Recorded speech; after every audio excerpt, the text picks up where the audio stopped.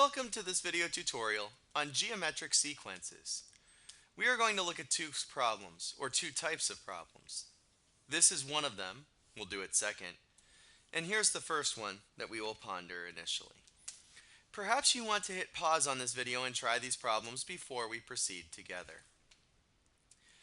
Now remember, a geometric sequence is when you're multiplying by the same amount each time. In this case, if we take 72 and divide it by -24, we get -3. So as we go through this whole list of numbers, we're multiplying by -3 each and every time, and that's our common ratio, is that the r is equal to -3. We could then also identify one of the numbers in the list. For example, the second number in the list is 72. The formula we have to work with when dealing with geometric sequences is that a sub n is equal to some constant times r to the n, where r is that ratio or multiple between terms. So here, when we're doing our recursive formula, remember it's a sub n plus 1 is equal to -3 times a sub n here, which means that to find the next term, we take -3 times the previous term. But we also have to tell it where to start. And in this case, the first term is a -24. So the recursive formula would be those two equations paired together. But now to find the direct formula, we have to plug into a sub n is equal to c times r to the n. The second coordinate in our ordered pair is the a sub n. We don't know the c, we're solving for that. The -3 is our r in this first problem. And the 2 is the n, or our exponent. So here we would get -3 squared is 9. We would divide both sides by 9 and get that c is equal to 8.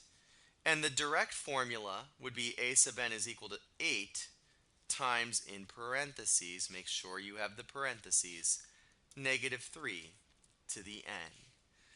Now there was a quicker way we talked about in class to do this. You could go back in time one term. So if you took -24 and divided by a -3, the answer would have been 8, and that is what our c turns out to be. Now in the second problem you see here, if we took and looked at this sequence, you might notice that we're dividing by 5 every time, or you might notice that it's the same as multiplying by a fifth. If you really wanted to see that, you could take the 2400 divided by 12,000, use your calculator, and get that that's a fifth. So in this problem, r is a fifth. The recursive formula to find the n plus first term, now make sure that both the n and the 1 are subscripts, they're smaller. To find the n plus 1 term, we take 1/5 times the previous term. And the first item in the list is 12,000. That's the recursive formula, pretty straightforward and not too difficult to obtain. For the direct formula, if we wanted to use the shortcut, we would go back in time one term. So we would take the 12,000 and actually multiply it by 5, which would give us 60,000. So we could just say, oh, a sub n would be 60,000 times 1/5 to the n.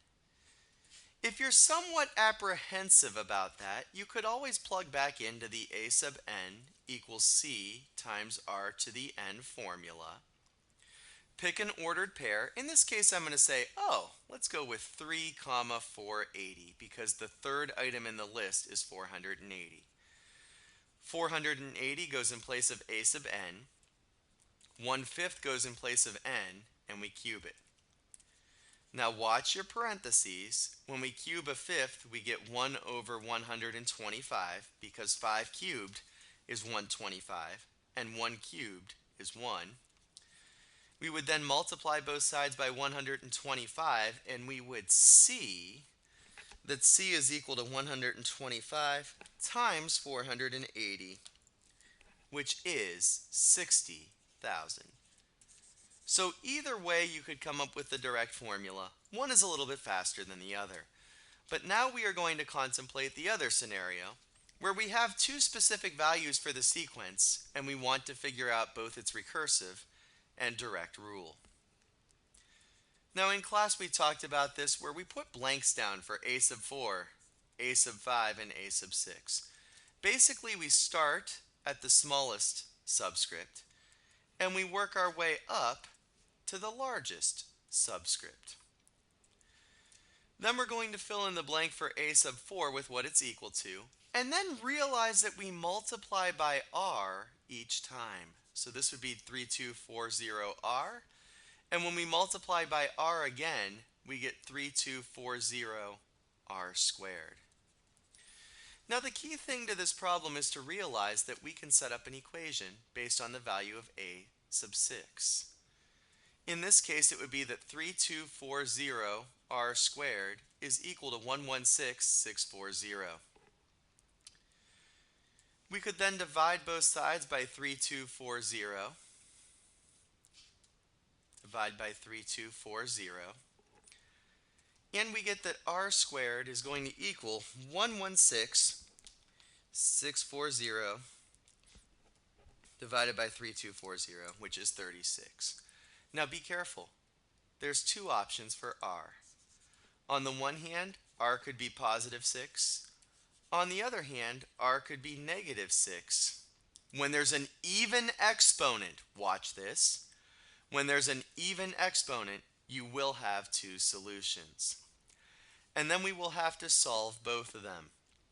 So go back to our formula that a sub n is equal to c times r to the n for both. And we're going to work one at a time, but we're really going to just take an ordered pair. In this case, we're going to use the fact that 3240 is the value of a sub n. We know our r here is 6, and the n would be 4 based on how that problem's set up. So when we solve this, we will get 3240 is equal to c times whatever 6 to the 4th is, which I'm getting 1296. We would divide by 1296 on both sides, so 3240 divided by 1296 gives us 5 halves. Please, no decimals. Write it as an improper fraction, simplified. And in this case, a sub n would then be 5 halves times 6 to the n. But there's another possibility that we have to work out. In this case, we would take the same a sub n is equal to c, but this time times negative 6 to the 4th. Now, when the negative is inside those parentheses, it gets the exponent. And a negative to an even exponent is a positive number. Again, we divide both sides by 1296. Again, we get 5 halves. And the other option would be a sub n is equal to 5 halves times, watch out, negative 6 to the n. In either scenario, that would be the direct rule. But then we could also have a recursive rule for each one. Well, we know we're multiplying by 6 for the one on the left. What's its starting value? Well, we would just plug in 1 for n. So it would be 5 halves times 6 to the first. 6 divided by 2 is 3. 3 times 5 is 15. So the recursive rule for the item on the left is boxed in blue. Now over here on the right, similar thing. A sub n plus 1. This time we're multiplying by negative 6. And for the first term, again, we're going to plug in 1 for n. It'll be 5 halves times a negative 6 to the first. Negative 6 divided by 2 is a negative 3. Times 5 is a negative 15. So in this case, a sub 1 is a negative 15. With an even exponent, you will have 2 possible direct rules and 2 possible recursive rules because you have 2 possible different sequences. If, however, it was an odd exponent when we were solving, there would have only been one solution. That's how geometric sequences work, and that again is our recursive versus direct forms.